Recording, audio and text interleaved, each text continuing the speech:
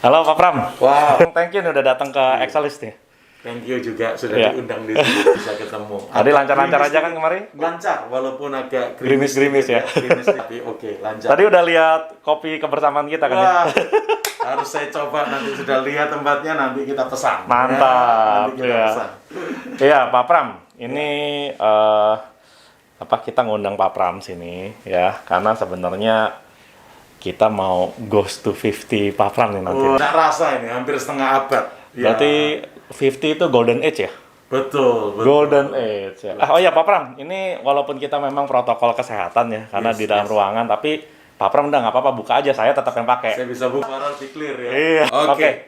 Jadi gini Pak Pram, sebenarnya ini dalam rangka menuju 50 tahunnya Pak Pram, kita tuh sebenarnya pengen tahu masa lalu Pak Pram gitu loh. Pengen ungkit. Masa lalu gimana, di kelam atau gimana? Ada kelamnya juga. Ada kelam. Pak Pram sebenarnya lahir di mana sih Pak Pram? Saya lahir di Surabaya. Surabaya Saya ya? orang Surabaya. Saya Surabaya. lahir tahun Berarti 71 toh. Ya, 50 tahun lalu ya, 50 tahun yang lalu. 71 ya. Sekarang masih 49, kita 2021 nanti 50. Oke. 71 berarti kalau sama saya beda-beda 6 tahun, Pak Pram. Sedih saya kelihatan tua. Berarti 6 tahun lagi saya 50 nih. Iya, saya 56. Iya, iya. Oke, berarti di Surabaya Pak Pram ya? Saya lahir di Surabaya. Saya orang Surabaya daerah mananya Pak Pram? Di belakang Tunjungan Plaza saya punya rumah, nama jalannya Pelemahan Besar. Oh, belakangan Tunjungan Plaza. Tidak jauh dari Tunjungan Plaza, nggak jauh. Zaman itu udah ada TP belum? Ada dong. Udah ada. Saya keluar dari Surabaya 2001. Tunjungan Plaza, baru TP1, TP2. Sekarang udah sampai TP4 kalau nggak salah udah. Wah, gitu. TP3 ke 4. Berarti itu mau paling lama ya? Mall paling awal, mall paling pertama di Surabaya. Plaza, dulu menyebutnya Plaza bukan Oh mall. iya, Plaza, makanya Tunjungan Plaza ya? Ada Delta Plaza Oke. di Surabaya. Ya, menarik juga ya. Nah, terus waktu itu sebenarnya Pak Pramnya berapa bersaudara sih? Saya berasal dari 5 bersaudara, saya anak nomor 4. Saya punya 2 kakak laki-laki dan 1 kakak perempuan, dan punya 1 adik perempuan. Jadi kita 5. Saya laki paling kecil yang keempat. Anak nomor 4. Oh, terus Pak Pram dulu bandel apa enggak nih? Wah, bandel banget. Itu kelamku. Saya mungkin selisihku dengan adik saya 8 tahun. 8 tahun usia selisih. Jadi aku sempat jadi anak bungsu. Dan kelihatannya ya dicinta papa mama, dimanja, jadi nakal banget. Lalu selisih saya dengan saya punya koko cici, dengan kakak koko nomor di atas saya 5 tahun selisihnya. Dengan cici saya anak nomor 2 di keluarga kita selisih 7 tahun. Dengan koko nomor 1 selisihnya 9 tahun. Jadi mereka pada SMA, saya masih SD. Wah, di situ kenakalan saya pasti kelihatan. Kalau pergi nggak diajak, saya kempesin motor mereka. Dikempesin Pak? Dikempesin supaya mereka juga nggak berangkat. Oh gitu ya? Waduh. Saya bawa pentungan, pokok saya harus ikut. Mereka mau nonton, mereka mau berenang, mau apa. Kalau saya dengar dan saya tahu mereka nggak ajak, tak ajak. Wah, saya selalu dapat backup dari papa mama. Akhirnya ajak aja. Nakalnya di situ. Makanya koko dan cici saya jengkel punya adik saya. Terlalu dimanja gitu ya kan? Kelihatannya gitu. Karena kebiasaan yang diminta dikasih. Jadi kayak begitu. Iya. Itu sisi kelam tuh jadi Tapi malu. nggak nyangka ya? Kita nggak nyangka loh ya kan Pak Pram itu kayaknya alim-alim gini dulu. Iya. Terus tapi memang sebenarnya Pak Pram itu dari keluarga Kristen atau bukan sih Pak Pram? Orang tua Keluarga Kristen? ya, orang tua enggak. Justru keluarga kami bukan di dalam Tuhan Yesus. Iya. Bahkan setelah buah sulung pertama pertobatan di keluarga kita adalah koko saya nomor 1. Oh, justru koko dulu. Iya. Dia kalau nggak salah tahun 1980 itu ngalamin Tuhan, ngalamin pertobatan. Dan kami serumah melihatnya, wow, kok beda banget. Kami tinggal di perkampungan itu, di belakang Tunjungan Plaza itu perkampungan. Koko saya termasuk yang suka judi di perkampungan dengan teman-teman kampung. Main apapun dijudikan, mau main kelereng, mau main apapun. Sabung ayam ada? Ada juga burung dara. Oh, burung dara. Di tempat kita di belakang Tunjungan Plaza burung dara. Ya, dan koko saya ikut main, tapi waktu dia bertobat terima Tuhan itu membuat kami serumah melihatnya. Dan saya buah yang kedua. Ya, Cici, Koko berikutnya. Koko saya yang kedua berikutnya. Saya duluan nomor 2 setelah Koko yang pertama. Jadi keluarga kami enggak di dalam Tuhan. Tapi waktu bertobat, Koko bertobat sebenarnya dari keluarga menentang atau menerima atau gimana? Di sisi perubahannya, keluarga menyambutnya dengan luar biasa. Perubahan karakter, perilaku, dan semuanya keluarga merubah luar biasa. Termasuk saya akhirnya. Karena saya yang termasuk yang bengal gitu, yang jengkelkan hati, akhirnya setelah bertobat berubah semua. Jaraknya berapa lama dari Koko bertobat sampai 2 Papram? tahun. Oh, Karena 2 tahun. Koko 80, saya 82. Oh, berarti Koko waktu itu umur berapa? Koko berarti kalau saya 82, 11, Koko 20.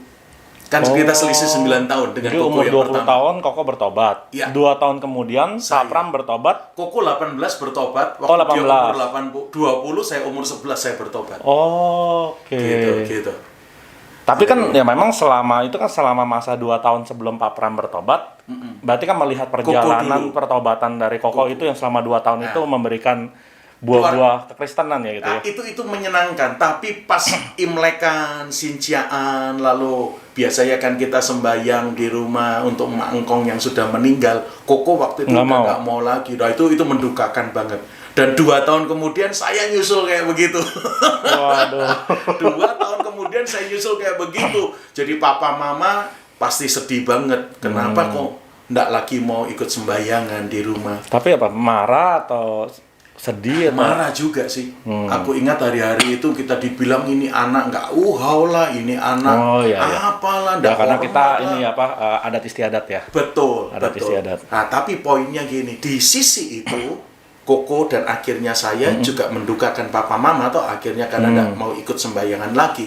Tetapi di sisi yang lain kami coba memberkati mereka. Kami nggak nunggu disuruh belajar, kami belajar. No. Bahkan kamu, papa mama ndak usah perintahkan, itu kami tahu tanggung jawab kami sebagai anak yang hari itu dibiayai sekolah, kami belajar. Tapi ini sebenarnya saya agak bingung nih Pak Pram. Kalau udah umur 18-20 kan memang istilahnya memang udah lewati masa remaja, udah mulai mikir. Itu kan kalau Koko kan seperti itu ya. Tapi Pak Pram kan baru umur 11. Itu gimana saya bertobat 9. Itu bingung saya. Saya 11 loh bertobat, itu kelas 5 SD waktu itu. Iya, itu gimana Pak Pram? Saya anak SD kan biasanya mikirnya ya main lah, nggak begitu peduli lah, kayak gitu-gituan gitu Pak Pram. Ya, kalau ditanya, saya punya jawaban cuma satu, itu anugerah buat saya. Itu kasih karunia Tuhan buat saya. Di usia yang sedini itu, remaja itulah ya, umur 11 tahun, saya ngalamin dia dan saya berubah banyak. Ya. Itu ada momen tertentu atau karena cuma ngelihat Koko atau gimana Pak Pram? Pertama tentunya saya melihat Koko yang 2 tahun ini berubah. Jadi tahun 80 dia bertobat duluan, saya kan tahun 82. Jadi 2 tahun itu aku melihat Koko, wih, kok bisa berhenti judi ya? Kok bisa berhenti ngerokok? Dia juga ngerokok hari itu. Iya, dia juga nggak gampang lo berhenti ngerokok lo. Wah, itu. Bisa pokoknya berhenti yang begituan. 2 tahun itu merubah saya lihat keluarga kami melihat itu jadi kesaksian hidup ya. Lalu saya nyusul tahun 82. Tapi ada momen tertentu nggak Pak Pram? Soalnya kan bisa aja di tahun pertama gitu loh. Kenapa tahun kedua tuh gitu loh? Iya. Tahun kedua itu, tahun 82 itu saya mulai diajak ke gereja, ke sekolah minggu. Ke sekolah minggu. Jadi saya nggak datang di ibadah rayanya di gereja itu. Ya namanya Gereja Bukit Zaitun di Surabaya. Saya diajak minggu jam 10 sekolah minggu. Yang ngajak? Koko. Koko ya. Kan saya umur 11 kelas 5 SD. Jadi saya diajaknya ke sekolah minggu. Dia pikir saya belum bisa ngikuti ibadah raya, nggak ngerti kali ya. Akhirnya saya diajak ke sekolah minggu. Nah, buat saya pertobatan saya justru di kelas sekolah minggu itu. Saya dengar firman yang diceritakan, kok ceritanya asik ya, heroik ya. Saya mulai baca Alkitab, saya mulai baca cerita-cerita yang disampaikan. Dan firman itu betul seperti yang Alkitab katakan, tidak pernah kembali dengan sia-sia. Ya memang sekolah minggu penting sekali Pak Pram ya. Ya soalnya kita juga anak-anak masih ada mainnya, ceritanya seru gitu. Kalau pasca nyari telur. Kalau bisa hafal ayat dikasih dikasih hadiah. Macam-macam tuh ya, slip Alkitab, apa stiker, wah saya suka. Oke, kita salut ya sama pelayan-pelayan Tuhan yang mau ngambil sebagai guru sekolah minggu. Kita tahu ya ngajar anak kan juga nggak gampang gitu ya. Nggak gampang, tapi salah satu buahnya seorang Pramono Limanto. Jadi Pak Pramono Limanto itu bertobat karena guru sekolah minggu ya. Kita seringkali suka mengecilkan. Iya, nganggapnya ya pelayanan yang besar jadi hamba Tuhan yang dipanggil di mana-mana gitu ya. Padahal justru pertobatan seringkali datang sedini mungkin justru dari guru sekolah minggu gitu ya. Betul. Wow. Sampai hari ini saya ingat guru-guru sekolah minggu saya. Saya masih ingat sampai hari ini. Karena mereka yang menaburkan hal-hal yang pertama selain Koko ya. Saya melihat 2 tahun di rumah Koko lewat perbuatannya, tingkah lakunya yang berubah dan akhirnya diisi kebenaran itu. Nah baru setelah itu saya masuk di ibadah umum, di ibadah kaum muda. Gitu. Saya menyebutnya itu sisi anugerah yang luar biasa. Pak Pram. Ya. Pak Pram tadi bilang umur 11 tahun Pak Pram sudah bertobat. Iya. Kelas 5 SD. Kalau emang anak kecil bisa bertobat atau gimana Pak Pram? Sebenarnya tentang pertobatan itu gimana sih Pak Pram? Iya. Kalau ditanya anak kecil apa bisa bertobat atau enggak, saya pikir mungkin bahkan bayi aja bisa respon dengan lawatan Tuhan. Kalau kita ingat waktu Maria yang mengandung Tuhan Yesus datang ke rumah Elizabeth. Yang hari itu Yohanes Pembaptis ya Pak Pram. Begitu nyampein salam itu Yohanes Pembaptis di rahim Elizabeth merespon tuh bro. Artinya dari kecil sudah bisa merespon. Saya dapat kesempatan atau dapat anugerah waktu usia 11 tahun saya terima Tuhan. Bisa. Bahkan ada ayat yang lain di Mazmur mengatakan dari mulut bayi-bayi Engkau telah menyediakan puji-pujian untuk membungkam kekuatan musuh. Loh, sampai bayi pun masih bisa dipakai Tuhan, maksudnya memerangi pekerjaan musuh. Artinya pertobatan itu bisa terjadi di semua usia. Di semua usia, apalagi hari-hari ini masih kecil aja udah mungkin pinter ngitung, hafal, pinter beberapa bahasa, itu terjadi. Makanya jangan sepelekan anak kecil. Yes. Jangan pernah underestimate mereka. No. Mereka bisa dilawat Tuhan kapanpun. Ya. Bahkan saya punya kayak apa itu namanya ya kesimpulan. Kalau dari kecil sudah mau dilawat Tuhan tuh punya kesempatan memproses dia lebih banyak.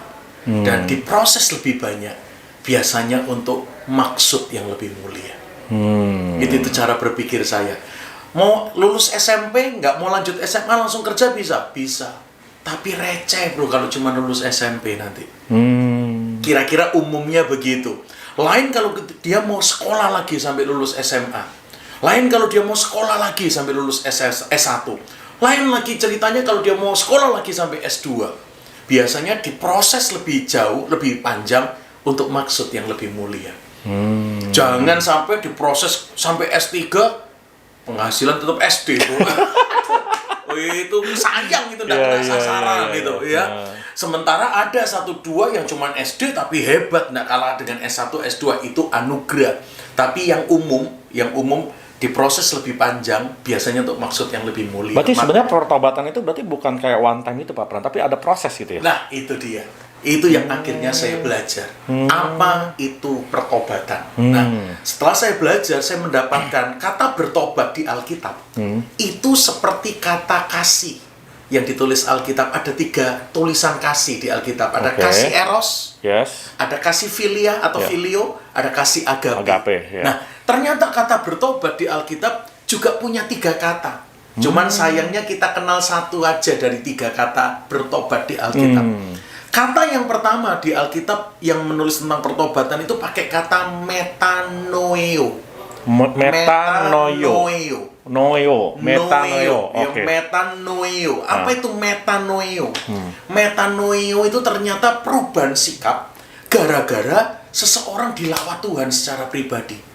Gara-gara seseorang siapapun, mau anak kecil atau sudah dewasa, begitu dilawat Tuhan, dilawat Roh Kudus, dan dia meresponi dengan baik. Seperti yang terjadi dengan saya, seperti yang terjadi dengan koko saya, kakak saya.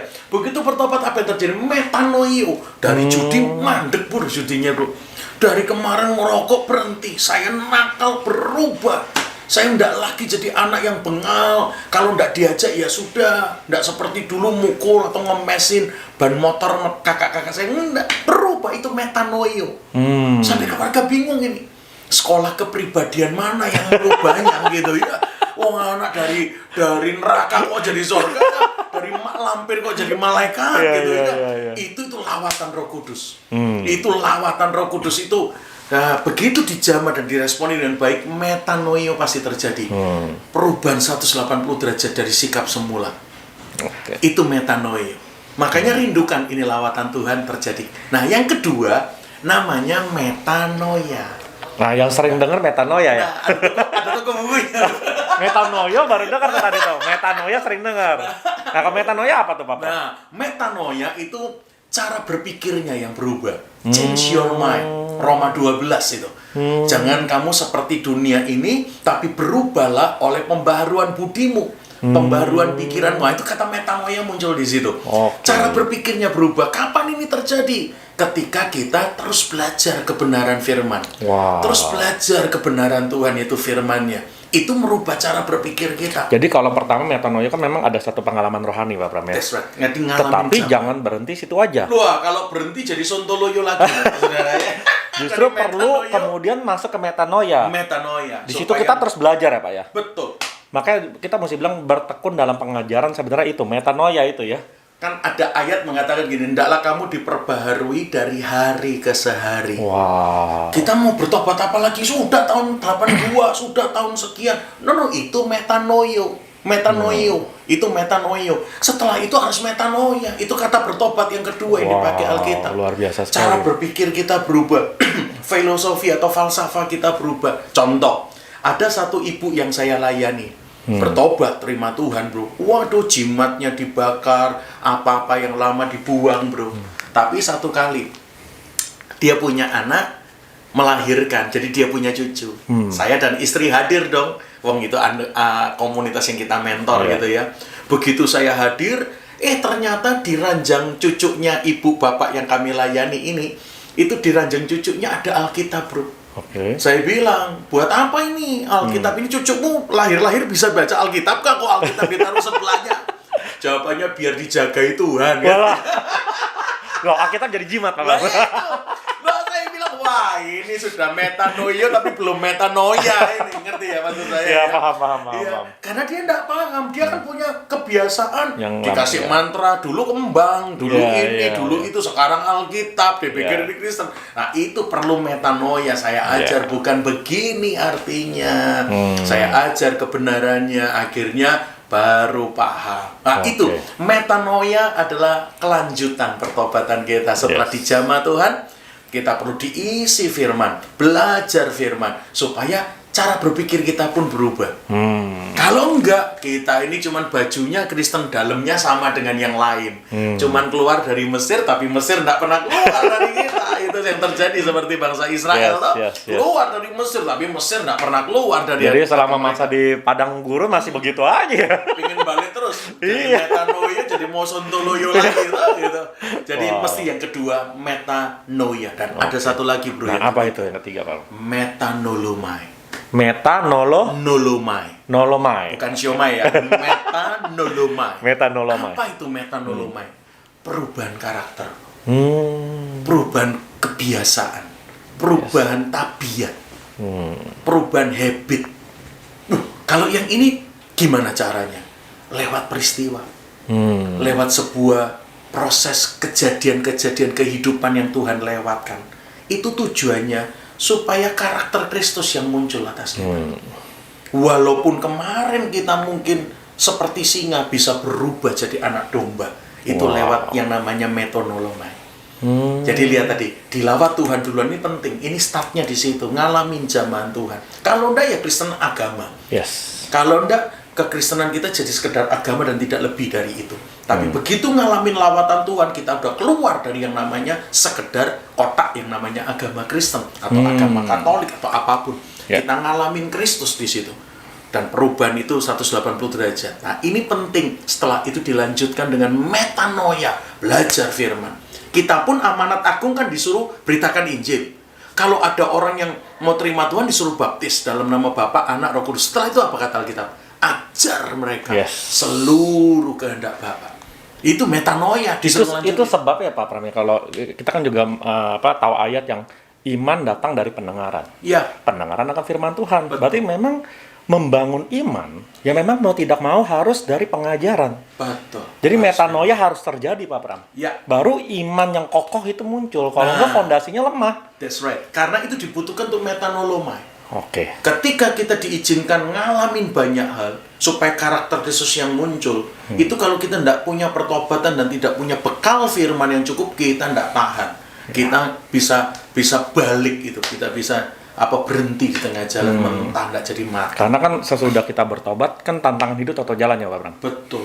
Ya, dan kita pun biar-bagaimanapun masih hidup dalam kedagingan. Iya. Ya masih ada di daging lah ya. Kita belum itu. Jadi dari sanalah supaya karakter akhirnya keluar ya Pak Pram. Betul. Ya harus diuji gitu ya. Makanya mesti siap ini. Bertobat, terima Tuhan sungguh-sungguh, dijamah Tuhan, terus belajar firman-Nya. Belajar kebenarannya supaya cara berpikir, paradigma kita, filosofi kita, apapun berubah seperti yang Tuhan mau. Nah, ini diperlukan untuk kita siap diproses. Berarti metanolomai itu yang nanti yang kita kenal dengan yang namanya buah roh ya Pak Pram? Nah, iya. Jadi akhirnya buah roh itu muncul di sini. Sifat kita kasih, sabar, penguasaan diri, muncul di sini. Dan itu lewat proses. Yes. Itu lewat proses kehidupan. Dan itu sebabnya namanya buah Pak Pram. Karena buah itu kan butuh proses waktu. Juga.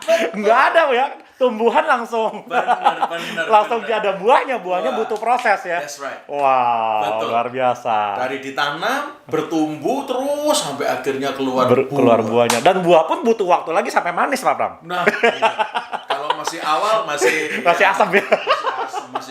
Masih belum berapa terbukti ya. Wow. Jadi sampai matang loh. Sampai matang. Ada kematangan itulah yang membuat kita akhirnya ujungnya serupa dengan Kristus. Wow. Nah, ini yang lebih dahsyat lagi dari 3 kata meta yang Alkitab tulis. Metanoio, metanoia, metanolomai. Bro, ingat nggak di bidang biologi ada satu kata terkenal? Metamorfosis. Yes. Itu ya benar juga ya. Metamorfosis. Itu ternyata pertobatan yang Alkitab tulis. Oh ya, berarti metamorfosis kan karena perubahan ya? Ya. Dari telur, ulet, kepompong sampai jadi kupu-kupu. Wow. Itu pakai kata bertobat. Nah, seperti itulah yang Tuhan mau terjadi dengan perjalanan pertobatan kita, menerima Dia, mengenal Dia, dan menyenangkan Dia. Wow. Meta. Muncul kata metamorfosis. Yes. Perubahan dari fase ke fase, dari tahap ke tahap sampai jadi zat yang sesungguhnya. Dari telur sampai jadi kupu-kupu, terjadilah ini. Alami itu di dalam perjalanan kita mengiring Tuhan. Mantap banget Pak Pram. Ya. Nah, dan sekali lagi kalau dari awal kita disiapkan ini, biasanya untuk maksud yang lebih mulia. Yes. Kalau ada yang sudah lanjut baru mau terima Tuhan, it's okay. Kejar percepatannya sampai akhirnya endingnya jadi kupu-kupu tadi itu. Yes. Jadi serupa dengan Kristus terjadi. Jadi hargai dimanapun Anda berada hari ini. Saya menjelang 50. Yang lain jangan-jangan lebih muda dari saya udah dijamah Tuhan, atau lebih tua dari saya baru terima Tuhan. It's okay, tapi alami proses ini. Metanoia, metanolome, ujungnya jadi seperti Kristus. Wow, mantap. Itu pertobatan yang keren Pak Pram. God bless you. Pak Pram, ada gak sih masa-masa, oke lah, kan karena dulu dibawa ke sekolah minggu gitu ya. Kan dari sekolah minggu biasalah ikut dengar firman Tuhan segala macam. Tapi ada gak sih Pak Pram dalam perjalanan Pak Pram tuh ya? Memang kemudian memikirkan ulang gitu loh. Apa memang benar kekristenan itu adalah sebuah kebenaran? Apakah memang benar kembali kepada Tuhan itu memang hanya satu-satunya jalan melalui Tuhan Yesus? Ada gak titik-titik tertentu di umur berapa gitu? Iya, kalau itu mungkin tidak seperti itu. Maksudnya saya tidak meragukan Yesus lagi setelah saya terima tahun 82 itu. Jadi setelah saya terima Dia, lalu saya terus baca kebenarannya, terus dengar dan belajar dari gembala sidang kita dan semua rekan-rekan hamba Tuhan yang ada waktu itu ya, di sekolah minggu, di kaum muda, di kebaktian umum ya. Untuk sisi itu saya makin dipercaya, makin diyakinkan. Jadi kalau sampai meragukan, saya ingat-ingat kayaknya enggak. Cuman yang dalam berikutnya yang bergolak di pikiran saya soal gerejanya. Soal apa gereja, ada gereja Tuhan seperti yang hari ini ada, seperti saya kemarin dibesarkan Tuhan. Jadi itu yang mulai jadi tanda tanya yang besar. Melihat pergerakan dan sepak terjang gereja akhirnya muncul. Makanya satu kali Tuhan bawa saya ke sebuah movement, sebuah gereja yang dikatakan anti mainstream gitu ya, yang tidak sama dengan yang lain. Wah, itu nanti pada waktunya ya. Iya, pada waktunya nanti saya pengen dengar lebih banyak tuh Pak Pram. Betul. Tapi yang soal Yesusnya, saya merasa makin diyakinkan, makin diperkuat, apalagi terus diajar baca firman. Waduh, saya makin tidak goyah oleh anugerahnya sampai hari ini. Bahwa betul-betul Tuhan Yesus satu-satunya yang harus kita percaya dan pegang dalam hidup ini. Nah, berarti sesudah Koko, Pak Pram, abis itu gimana Pak? Ada koko yang kedua nyusul. Jadi setelah saya, ada koko saya yang kedua. Itu juga, ngalami pertobatan. Dan luar biasa, ini tukang nyontek di sekolah. Waduh, ceritanya gitu-gitu. Dari kami berlima isinya paling lemes, paling males dia. Kalau yang lain itu nilai-nilainya keren-keren gitu, sekolahnya berprestasi gitu. Kalau yang tiga ini paling orang Surabaya bilang ngelemer. Gitu ya. Tapi begitu dia bertobat SMA, kalau nggak salah dia bertobat, saya ingatnya SMA dia. Jadi, dia berubah. Dia berubah luar biasa. SMA atau kuliah deh, pokoknya dia di fase-fase itu baru bertobat. Sampai hari ini juga. Ngalami pertobatan yang luar biasa. Kalau cici saya bersama suaminya Katolik. Tetapi ya menerima Tuhan Yesus yang penting. Dengar, saya bahkan suka dengar khotbah saya juga itu, koko ipar saya, kakak cici saya. Jadi kita tidak bingung lah dengan mau Katolik lah, mau apa lah, pokoknya percaya Yesus. Yang penting kan mengaku Yesus sebagai Tuhan dan Juru Selamat. Itu yang saya katakan. Cara berpikir itu yang sempat mikir tentang gereja, tentang kekristenan atau aliran ini itu, saya udah melewati itu semua hari. Tapi kita akan bahas nanti itu ya. Tapi akhirnya Koko, Cici, dan terakhir adik saya. Adik saya di GKI, di satu gereja GKI di Surabaya bersama suaminya. Jadi kami akhirnya dimenangkan. Tapi Pak Matius, waktu kami berlima di dalam Tuhan semua, papa mama makin sedih. Malah papa mama belum ya? Belum.